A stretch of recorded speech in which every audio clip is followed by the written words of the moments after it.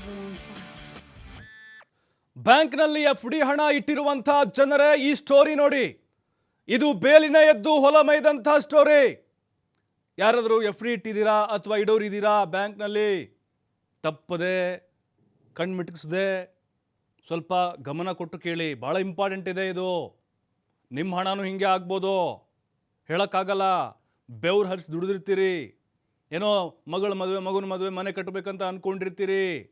ಆ ಹಣ ಸೇಫ್ ಆಗಿದೆಯಾ ಇಲ್ವಾ ನೋಡ್ಕೊಳ್ಳಿ. ಏನು ಗ್ಯಾರಂಟಿ? ನೀವು ಬ್ಯಾಂಕಲ್ಲಿ ಇಟ್ಟಿರುವಂಥ ಹಣ ಅದು ಹಾಗೆ ಇದೆಯಾ, ಅಥವಾ ಅದನ್ನು ಯಾರೋ ಬೇರೆ ಕಡೆ ಟ್ರಾನ್ಸಾಕ್ಷನ್ ಮಾಡಿದಾರಾ, ಅಥವಾ ಅದ್ರ ಮೇಲೆ ಏನಾದರೂ ಸಾಲ ತಗೊಂಡಿದ್ದಾರಾ, ಅದು ಎಲ್ಲಿದೆ? ಈ ಸ್ಟೋರಿ ನೋಡಿದ್ರೆ ನಿಮಗೆ ಖಂಡಿತವಾಗ್ಲೂ ಗೊತ್ತಾಗುತ್ತೆ. ಬ್ಯಾಂಕ್ನಲ್ಲಿ ನಾವು ಹಣ ಡೆಪಾಸಿಟ್, ಏನು ಎಫ್ ಡಿ ಫಿಕ್ಸ್ ಡೆಪಾಸಿಟ್ ಮಾಡ್ತೀವಲ್ವಾ, ಸೇಫ್ ಆಗಿರಲಿ ಅಂಥೇಳಿ, ಅಂಥವರು ಇದನ್ನು ನೋಡಿದರೆ ಖಂಡಿತವಾಗ್ಲೂ ನಿಮಗೆ ನಮ್ಮ ಹಣ ಇದೆಯಾ ಇಲ್ವಾ ಅಂತ ಡೌಟ್ ಶುರುವಾಗುತ್ತೆ. ಅದರಲ್ಲೂ ಎಫ್ ಡಿ ಇಡುವಂಥವರು ಈ ಸ್ಟೋರಿ ನೋಡಲೇಬೇಕು. ಬೇಲಿನ ಎದ್ದು ಹೊಲ ಮೈದಿರುವಂತಹ ಕಥೆ ಇದು. ಹೆಂಗೆ ಗೋಕಾಕ್ನಲ್ಲಿ ಬ್ಯಾಂಕ್ ಸಿಬ್ಬಂದಿನೇ ಹಣ ಲೂಟಿ ಮಾಡಿದ್ದಾರೆ. ಬ್ಯಾಂಕ್ ಸಿಬ್ಬಂದಿ ಮಹಾಲಕ್ಷ್ಮಿ ಅರ್ಬನ್ ಕೋಆಪರೇಟಿವ್ ಬ್ಯಾಂಕ್ನಲ್ಲಿ ನಡೆದಿರುವಂತಹ ಅವ್ಯವಹಾರ ಇದು. ಠೇವಣಿದಾರರಿಗೆ ವಂಚಿಸಿ ಬ್ಯಾಂಕ್ಗೆ ಮಹಾದೋಖ ಮಾಡಿದ್ದಾರೆ. ಅಂದರೆ ನಾವು ಬ್ಯಾಂಕ್ನ ಹಣ ಇಟ್ಟಂಥವು ಎಫ್ ಡಿ ಹಣದ ಮೇಲೆ ಸಿಸಿ ಮತ್ತು ಡೆಪಾಸಿಟ್ ಸಾಲ, ಪಿಗ್ಮಿ ಸಾಲ ಪಡೆದು ದೋಖ ಮಾಡಿಬಿಟ್ಟಿದ್ದಾರೆ. ಸಾಲ ಪಡೆಯುವ ಮುನ್ನ 6,90,00,000 ಡೆಪಾಸಿಟ್ ಮಾಡಿದ್ರು ಈ ಖದೀಮರು. ಇದೇ ಹಣದ ಮೇಲೆ ಬರೋಬ್ಬರಿ 74 ಕೋಟಿ ಸಾಲ ಪಡೆದುಕೊಂಡಿದ್ರು ಈ ಬ್ಯಾಂಕ್ ಸಿಬ್ಬಂದಿ. 2021ರಿಂದ 24ರವರೆಗೆ ಬ್ಯಾಂಕ್ನ ಓರ್ವ ಸಿಬ್ಬಂದಿ ಹಾಗೆ 13 ಜನರು ಇಡೀ ಬ್ಯಾಂಕ್ ಲೂಟಿ ಮಾಡಿಬಿಟ್ಟಿದ್ದಾರೆ, ತೊಳೆದು ಬಿಟ್ಟಿದ್ದಾರೆ. ಅಲ್ಲ, ಸಾಲದ ರೂಪದಲ್ಲಿ ಕೋಟ್ಯಾಂತರ ರೂಪಾಯಿ ಪಡೆದು ಬ್ಯಾಂಕಿಗೆ ಮಾಡಿರುವಂತಹ ಮೋಸ ಇದು. ಅಲ್ಲಿಯವರೇ, ಅಲ್ಲಿನ ಸಿಬ್ಬಂದಿನೇ. ಡೆಪಾಸಿಟ್ ಹಣನೂ ಇಲ್ಲದೆ ಠೇವಣಿದಾರರು ಕಂಗಾರಾಗಿದ್ದಾರೆ. ಓರ್ವ ಸಿಬ್ಬಂದಿ ಸೇರಿ 14 ಜನರ ವಿರುದ್ಧ ಬ್ಯಾಂಕ್ ಅಧ್ಯಕ್ಷ ದೂರನ್ನು ಕೊಟ್ಟಿದ್ದಾರೆ. ಬ್ಯಾಂಕ್ ಅಧ್ಯಕ್ಷ ಜಿತೇಂದ್ರ ಮಂಗ್ಲೇಕರ್ ಇದಾರಲ್ವಾ, ಈಗ ಗೋಕಾಕ್ ಠಾಣೆಯಲ್ಲಿ ದೂರು ಕೊಟ್ಟಿದ್ದಾರೆ. ನೋಡಿ, ಈಗ ಈ ರಾಘವೇಂದ್ರ ಕೋಆಪರೇಟಿವ್ ಇದೆಯಲ್ಲ ಬೆಂಗಳೂರಿನಲ್ಲಿ, ಅದರದ್ದು ಹಿಂಗೆ ಕತೆ. ಭಾಳ ಕೋಆಪರೇಟಿವ್ ಬ್ಯಾಂಕ್ಗಳು ಇತ್ತೀಚೆಗೆ ನೋಡ್ತಾ ಇದ್ದೀವಿ. ಈ ಠೇವಣಿದಾರರಲ್ಲೂ ಅಥವಾ ಸಾರ್ವಜನಿಕರ ಹಣ ಏನಿರುತ್ತೆ ಅದರ ಮೇಲೆ ಅವರವ್ರ ಕೆಲಸಗಳನ್ನು ಮಾಡ್ಕೊಳ್ತಾ ಇದ್ದಾರೆ.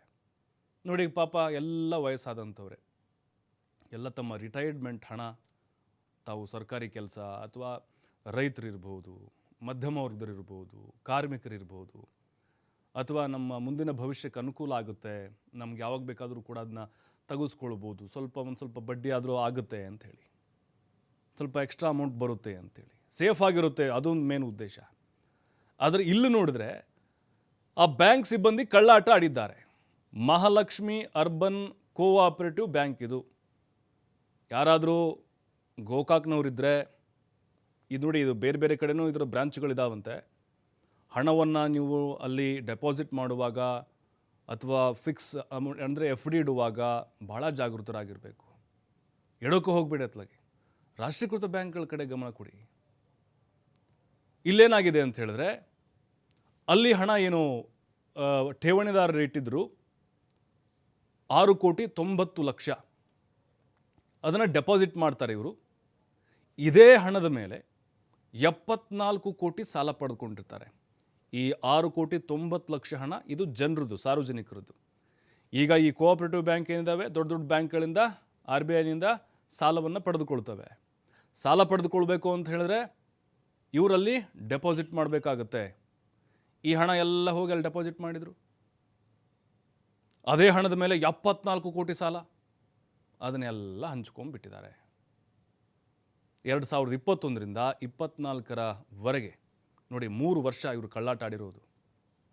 ಅಲ್ಲಿ ಒಬ್ಬ ಸಿಬ್ಬಂದಿ ಇದ್ದಾರೆ ಮತ್ತು 13 ಜನರು. ಇಲ್ಲಿ ಬ್ಯಾಂಕ್ನ ಬಿಟ್ಟು ಬೇರೆದವರು ಬಂದು ಯಾಕೆ ಮಧ್ಯಪ್ರವೇಶ ಮಾಡಿದ್ರು ಗೊತ್ತಿಲ್ಲ ನಮಗೆ. ಈಗ ಪ್ರತಿಭಟನೆಗೆ ಇಳಿದಿದ್ದಾರೆ.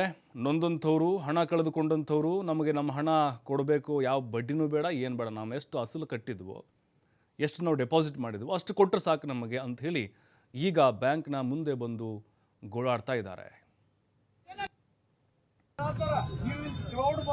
ಬ್ಯಾಂಕ್ನವ್ರು ಕಂಟ್ರೋಲ್ ಆಗುದಿಲ್ಲ, ಅದಕ್ಕಾಗಿ ನೀವು ಎಷ್ಟು ಡಿಪಾಸಿಟ್ ಇಟ್ರಿ, ಬಿಗಿನಿ ತುಂಬೇರಿ. ಇಲ್ಲಿ ಯಾರು ರೊಕ್ಕ ಅಕೌಂಟ್ ಸ್ಟ್ರಕ್ ಆಗ್ಯಾವು, ಅವ್ರು ಎಲ್ಲರೂ ಶುಕ್ರವಾರ ದಿನ ಪೊಲೀಸ್ ಸ್ಟೇಷನ್ ಬರ್ಬೇಕಂತ ಹೇಳ್ತಾರ. ಯಾಕಂದ್ರೆ ನೀವು ಇಲ್ಲಿ ಹೇಳಿದ ಯಾರು ಕೇಳುವರು, ನಾಳೆ ಬ್ಯಾಂಕಿನವ್ರು ಮಾತು ಕೇಳುದಿಲ್ಲ, ಇವ್ರು ಬ್ಯಾಂಕ್ನವ್ರು ದುಗುಡಿ ಮಾಡ್ತಾರ. ಇಲ್ಲಿ ಏನು ನೀವು ಯಾರಿಗೂ ಉತ್ತರ ಕೊಡಕ್ ಹೋಗ್ಬೇಡ್ರಿ, ಎಲ್ಲರೂ ಶುಕ್ರವಾರ ದಿವಸ ಪೊಲೀಸ್ ಸ್ಟೇಷನ್ ಬರುತ್ತೆ ಸಾಹೇಬ್ರು ಹೇಳ್ತಾರ. ಯಾವ ಪೊಲೀಸ್ ಸ್ಟೇಷನ್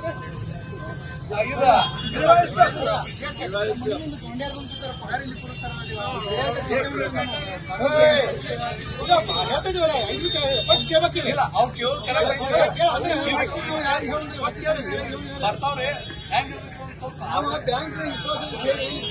ಈಗ ಏನಾಗಿಲ್ಲಪ್ಪ, ನಿನ್ಗೇನು ಆಗಿಲ್ಲ, ನಿನ್ನ ಅಮೌಂಟ್ ಬರ್ತಾವೆ ತಲೆಯ ಕಟ್ಸ್ಕೊತಿದ್ಯಾ? ನೀವು ಕ್ರೌಡ್ ಬರೋದ್ರಂದ್ರೆ ಬ್ಯಾಂಕ್ನವ್ರು ಕಂಟ್ರೋಲ್ ಆಗುದಿಲ್ಲ ಅಂತ, ಅದಕ್ಕಾಗಿ ನೀವು ಎಷ್ಟು ಡಿಪಾಸಿಟ್ ಇಟ್ರಿ, ಬಿಗಿನಿ ತುಂಬೇರಿ.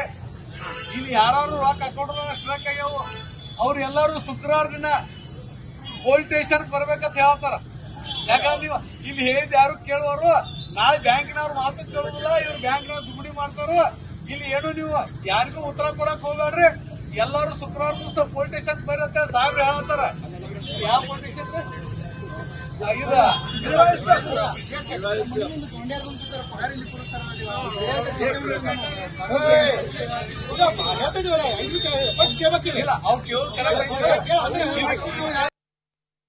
ನಮ್ಮ ಗೋಕಾಕ್ ನಗರ ಶಹರ ಪೊಲೀಸ್ ಠಾಣೆಯಲ್ಲಿ ಮೊನ್ನೆ ದಿವಸ ಜಿತೇಂದ್ರ ಮಂಗಳೇಕರ್ ಅನ್ನೋಂಥವ್ರು ಒಂದು ಕಂಪ್ಲೇಂಟ್ ಕೊಟ್ಟಿದ್ದಾರೆ. ಇವರು ಮಹಾಲಕ್ಷ್ಮಿ ಕೋಆಪರೇಟಿವ್ ಬ್ಯಾಂಕ್ ಗೋಕಾಕ್ ಬೇಸಿರೋಂಥ ಮಹಾಲಕ್ಷ್ಮಿ ಕೋಆಪರೇಟಿವ್ ಬ್ಯಾಂಕ್ನ ಚೇರ್ಮನ್ರು. ಇವರ ಕಂಪ್ಲೇಂಟ್ ಪ್ರಕಾರ ಸಾಗರ್ ಮತ್ತು ಇತರ 13 ಜನ ಆರೋಪಿಗಳು, ಒಟ್ಟು 14 ಜನ ಆರೋಪಿತರು 2021ನೇ ವರ್ಷದಿಂದ ಇಲ್ಲಿವರೆಗೂ 6 ಕೋಟಿಯನ್ನು FD ಆಗಿ ಇಟ್ಟು ಅದರ ಮೂಲದ ಮೇಲೆ ಈ 14 ಜನ ಆರೋಪಿಗಳು ತಮ್ಮ ಅಕೌಂಟಿಗೆ ಲೋನ್ ತೆಗೆದುಕೊಂಡು ಒಟ್ಟು 74,86,00,000 ಇದನ್ನು ಮರಳಿ ತಿರುಗಿಸದೆ ತಮ್ಮ ಅಧಿಕಾರವನ್ನು ದುರುಪಯೋಗ ಮಾಡಿಕೊಂಡು ಒಬ್ಬರ ಜೊತೆ ಇನ್ನೊಬ್ಬರು ಶಾಮೀಲಾಗಿ ಬ್ಯಾಂಕಿಗೆ ವಂಚನೆ ಮಾಡಿದ್ದಾರೆ ಅಂತ ಒಂದು ಕಂಪ್ಲೇಂಟ್ ಮೇಲೆ ನಾವು ಆಲ್ರೆಡಿ ಪ್ರಕರಣ ದಾಖಲು ಮಾಡಿಕೊಂಡು ತನಿಖೆ ನಡೆಸ್ತಾ ಇದ್ದೀವಿ. ಈ ಎಲ್ಲ ಫ್ರಾಡ್ ಅಥವಾ ಚೀಟಿಂಗ್ ಆಗಿರ್ತಕ್ಕಂಥದ್ದು ಗೋಕಾಕ್ ನಗರದ ಗುರುವಾರಪೇಟೆಯಲ್ಲಿರ್ತಕ್ಕಂಥ ಮೇನ್ ಬ್ರ್ಯಾಂಚಲ್ಲಿ.